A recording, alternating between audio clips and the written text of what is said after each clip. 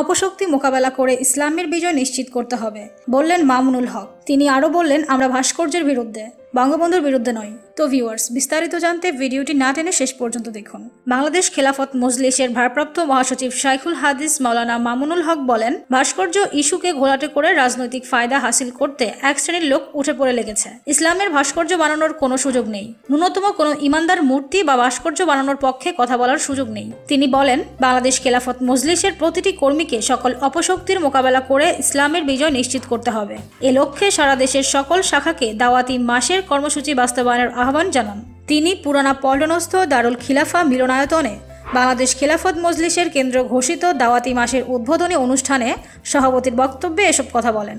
এ সময় উপস্থিত ছিলেন বাংলাদেশ খেলাফত মজলিসের যুগ্ম মহাসচিব মাওলানা জালালউদ্দিন আহমদ, মাওলানা আতাউল্লাহ আমিন, অফিস ও সাংগঠনিক সম্পাদক মাওলানা আজিজুর রহমান হেলাল, সাংগঠনিক সম্পাদক মাওলানা এনামুল হক মুসা সহ বাইতুল মাল সম্পাদক মাওলানা নিয়ামতুল্লাহ, প্রচার ও প্রকাশনা সম্পাদক মাওলানা হারুনুর রশিদ ভুইয়া, যুব মজলিসের কেন্দ্রীয় সাংগঠনিক সম্পাদক মাওলানা ফজলুর রহমান, প্রশিক্ষণ সম্পাদক মাওলানা জহিরুল ইসলাম, ঢাকা মহানগর সাধারণ সম্পাদক মাওলানা আব্দুল মুমিন সহ সাধারণ মাওলানা আতিকুল্লাহ, বাইতুল মাল সম্পাদক মাওলানা মিজানুর রহমান মিসবা, ছাত্র মজলিসের সেক্রেটারি জেনারেল মোহাম্মদ ওবায়দুল রহমান প্রমুখ। উদ্বোধনী অনুষ্ঠানে ভারপ্রাপ্ত মহাসচিবের হাতে সদস্য ফর্ম পূরণ করে বিপুল সংখ্যক আলেম ওলামা যোগদান করেন। 29 নভেম্বর রবিবার দুপুরে বাংলাদেশ খেলাফত মজলিসের কেন্দ্রীয় কার্যালয়ে এক সংবাদ সম্মেলনে মাওলানা মামুনুল হক আরও বলেন, বাংলাদেশের স্বাধীনতা সংগ্রামের মহান নেতা বঙ্গবন্ধু শেখ মুজিবুর রহমানকে একজন মরহুম মুসলিম নেতা হিসেবে পরিপূর্ণ শ্রদ্ধা করি এবং তার রুহের মাগফিরাত কামনা করি।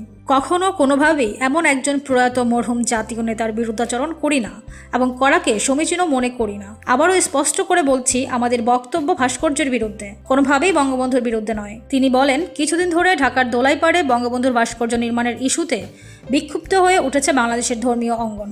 স্বাভাবিকভাবে ইসলামী দৃষ্টিকোণ থেকে মানুষ কিংবা প্রাণীর ভাস্কর্য নির্মাণ ইসলাম বিরোধী সংস্কৃতি হওয়ায় আলেম সমাজ এর প্রতিবাদ করছে। সেই সূত্রে আমিও ভাস্কর্য তথা মূর্তি নির্মাণের বিরুদ্ধাচরণ করে আমার বক্তব্য তুলে ধরেছি। বেশ কিছুদিন ধরে কিছু ভুল তথ্যের ভিত্তিতে আমাকে মাহফিল করতে বাধা দেওয়া হচ্ছে উল্লেখ করে তিনি বলেন, সরকার দলীয় কিছু সংগঠন আমার বিরুদ্ধে আন্দোলন করছে, সেই সাথে বিভিন্ন সংবাদ ও যোগাযোগ মাধ্যমে আমার নামে বিভ্রান্তিকর কিছু তথ্য প্রচার হচ্ছে।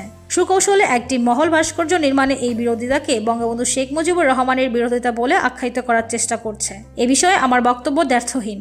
মামুনুল আরও বলেন, আমি আশা করব অনভিপ্রেত সব অপতৎপরতা বন্ধ হবে। একই সঙ্গে শাইখুল হাদিস আল্লামা আজিজুল হক ও সৈয়দ ফজলুল করিম পীর সাহেব চরমনাইয়ের বিরুদ্ধে কটূক্তি ও বিষোদাগারের ব্যাপারে প্রশাসন যথাযথ পদক্ষেপ নেবে। মামুনুল হক বলেন, আপনারা আমার পারিবারিক পরিচয় সম্পর্কে অবগত। আমার বাবা উপমহাদেশের প্রখ্যাত হাদিস বিশারদ ও বাংলাদেশের একজন জাতীয় নেতা মরহুম শাইখুল হাদিস আল্লামা আজিজুল হক, যিনি 4 দলীয় জোটের শীর্ষ 4 নেতার অন্যতম একজন ছিলেন এবং তার দেওয়া আদর্শিক 5 দফার সঙ্গে একমত হয়েই 2006 সালে আওয়ামী লীগ খেলাফত মজলিসের সঙ্গে সমঝোতা চুক্তি সই করেছিল। তিনি বলেন, আমার বাবা ধর্মীয় ও রাজনৈতিক যুগপৎ একটি ঐতিহাসিক ধারার প্রতিনিধিত্ব করে গেছেন, যা উপমহাদেশে দেওবন্দি ধারা হিসেবে সুপরিচিত। আমিও সেই ধারারই একজন রাজনৈতিক কর্মী। বৃহত্তর সামাজিক ও রাজনৈতিক অঙ্গনে ইসলামের বিজয় প্রতিষ্ঠার মাধ্যমে দেশ, জাতি ও মানবতার কল্যাণ সাধনই আমার রাজনৈতিক লক্ষ্য।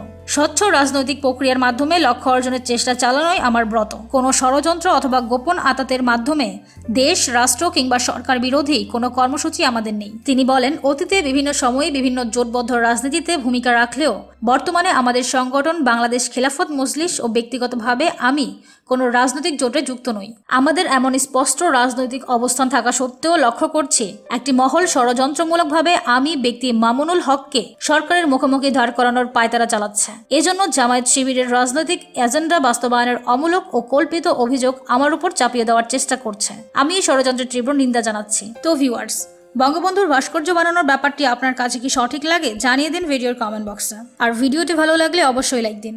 এমন নানান খবরাখবর পেতে চ্যানেলটি সাবস্ক্রাইব করে আমাদের পাশেই থাকুন। ধন্যবাদ।